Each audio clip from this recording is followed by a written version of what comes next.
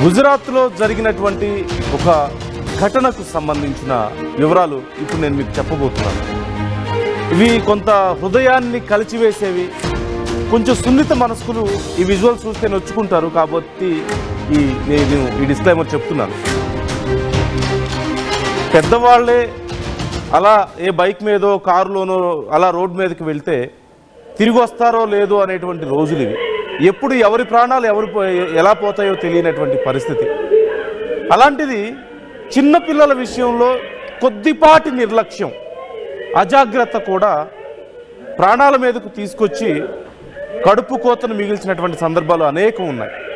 ఇదిగో ఇప్పుడు అలాంటి ఒక పరిస్థితుల్లోంచి ఒక పాప కొద్దిపాటి అదృష్టంతో బయటపడినటువంటి ఒక సందర్భాన్ని మనం చూస్తున్నాం. గుజరాత్లో జరిగింది ఈ ఘటన. గుజరాత్లో కొద్దిపాటి అదృష్టంతో ఒక పాప బ్రతికి బయటపడింది. నవసరి ప్రాంతంలో ఈ ఘటన జరిగింది.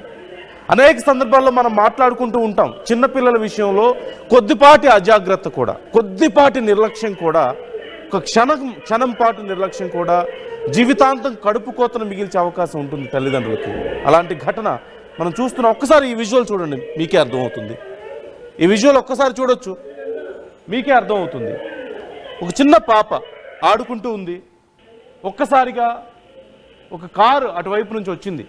ఖచ్చితంగా పాప చాలా చిన్నగా ఉంటుంది కాబట్టి ఆ కారులో ఉన్న వాళ్ళకి కింద ఏం జరుగుతుందనేది తెలిసే అవకాశం లేదు. అందులో టర్నింగ్లో ఉన్నప్పుడు ఆ పాప ఆ కారు వైపుగా వెళ్ళింది, ఆడుకుంటూ ఉంది. తల్లిదండ్రులు లోపలే ఉన్నారు. ఆ తల్లి, మిగతా కొంతమంది మహిళలు ఇంట్లోనే ఉన్నారు.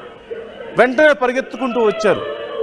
కానీ ఇక్కడ పాపను కాపాడింది వాళ్ళు వెంటనే పరిగెత్తుకుంటూ రావడం వల్లనో, కారు బ్రేక్ వేయడం వల్లనో కాదు, కేవలం అదృష్టం, ఆ దేవుడి దయ. ఇంకా ఆ తల్లిదండ్రులకి ఆ పాప ఇంకా బ్రతికుండాలి అని రాసి పెట్టుంది. ఆ పాప మీద ఆ అదృష్టం ఉంది, అందుకే ఆ పాప బ్రతికింది, మనం చూడొచ్చు. సో ఇలాంటి ఘటనలు, ఇలాంటి అదృష్టం అన్ని సందర్భాల్లో ఖచ్చితంగా కలిసి వచ్చే అవకాశం ఉండదు. ఆ టర్నింగ్లో ఉన్నప్పుడు చూడండి, ఆ పాప అలా ఆడుకుంటూ వెళ్తుంది. సడన్గా కారు టర్నింగ్లో తిరుగుతూ ఉంది కాబట్టి డ్రైవర్కి కనిపించే అవకాశం లేదు. లోపల ఉన్నటువంటి మహిళలు ఒక్క క్షణంలోనే పరిగెత్తుకుంటూ వచ్చారు పాపను కాపాడడానికి. కానీ నిజంగా ఏదైనా జరుగుంటే, ఆ పాప అక్కడ అదృష్టం బాగుంది కాబట్టి బ్రతికి బయటపడింది. కానీ నిజంగా ఏదైనా ఒక చిన్న తేడా జరుగుంటే ఇక మనకు తెలిసిందే చివరికి ఫలితం ఎలా ఉంటుందనేది. మొన్న మధ్య తెలంగాణలో కూడా ఒక యాక్సిడెంట్ ఇలాగే చూసాం. స్కూల్ బస్ కింద పడి ఒక బాబు మరణించినటువంటి పరిస్థితి. ఆడుకుంటూ ఉన్నాడు, బస్సు టర్న్ తీసుకుంటూ ఉంది. ఒక్కసారిగా బాబు ఆ సైకిల్ మీద నుంచి పక్కకు పడిపోయాడు. కరెక్ట్గా బస్సు టైర్ కింద పడి ప్రాణాలు కోల్పోయినటువంటి పరిస్థితి. తల్లిదండ్రులు ఎంత వినిపించి ఏం ఉపయోగం? సో మళ్ళీ చెప్పేది ఒకటే, ఆర్టీవీ మీకు చెప్పేది ఒకటే, మీ పిల్లల విషయంలో మీ ఇంట్లో అయినా సరే, మీ ఇంటి ముందైనా సరే, మీ పరిసరాల్లో పిల్లలు ఆడుకుంటున్నా సరే, ఇక్కడే ఉన్నాడు కదా, మనం ఇక్కడే ఉన్నాం కదా అని చెప్పేసి మీ దృష్టిని మరల్చొద్దు. ఖచ్చితంగా ఒక కన్ను మీ పిల్లల మీదే ఉండాలి. మీరు వెంటనే వారి దగ్గరికి చేరుకునేంత డిస్టెన్స్లోనే మీరు ఉండాలి. అది మాత్రం మర్చిపోవద్దు.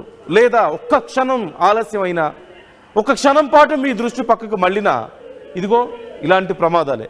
కానీ ఇలాంటి అదృష్టం అందరికీ కలిసి వచ్చేది కాదు. ఆ దేవుడి దయ ఆ పాప మీద ఉంది కాబట్టి, ఆ తల్లిదండ్రులకు ఉంది కాబట్టి ఆ పాప ప్రాణాలతో బయటపడగలిగింది. ఆ రెండు టైర్ల మధ్యలో ఉంది పాప.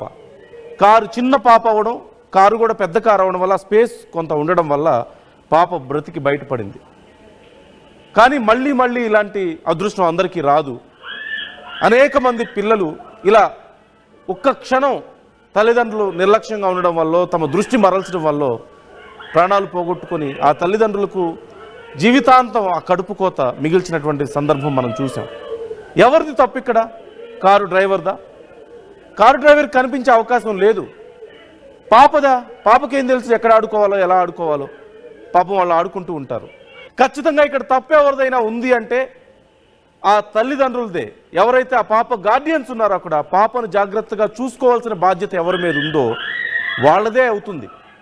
కాబట్టి ఎవరైనా సరే చిన్న పిల్లలు ఆడుకుంటున్నప్పుడు మీ కనుచూపు మేరలో ఉండాలి. ఒక కన్ను వాళ్ళ మీద ఖచ్చితంగా ఉండాలి. మీరు ఎంత ఇంపార్టెంట్ పని చేస్తున్నా సరే ఇది మాత్రం మరవకండి, జాగ్రత్తగా ఉండండి.